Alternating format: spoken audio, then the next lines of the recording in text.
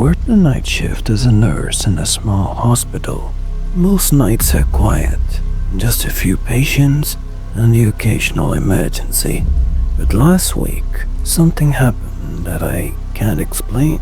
At around 3 a.m., I was doing my rounds when I noticed the room 206's door was open. That was strange because that room is usually empty. I stepped inside, expecting to see a lost visitor or maybe another nurse. But instead, I saw a man sitting on the hospital bed. He was thin, pale, and wearing one of her patient gowns. He looked wrong, just wrong.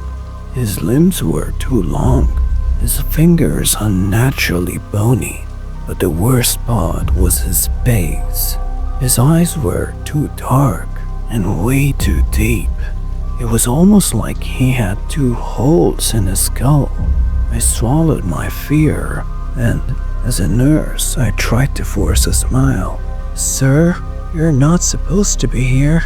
Are you lost?" He just stared at me. Then, in a raspy voice, he whispered, "I am waiting for my nurse." A chill ran down my spine. I stepped back towards the hallway. "Let me get someone to help you out." His head snapped towards me. "Don't go." I ran. I found another nurse at the station and told her what I saw. She frowned. "Room 206? She asked. "That room's been empty for months."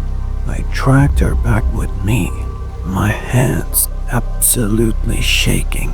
But when we got there, the room was empty. The bed was perfectly made. No sign that anyone had been there. The other nurse gave me a concerned look. "Maybe you need some rest." I didn't sleep when my shift ended. Instead, I went through the hospital records, and that's when I found it. A patient, John Weaver, room 206, deceased. He died exactly 1 year ago, and under cause of death, there was a note from his attending nurse. Patient passed away at 3:06 a.m. while waiting for his night nurse. I haven't worked a night shift since, but sometimes when I pass by room 206, I swear I still hear whispering, "I am still waiting for my nurse."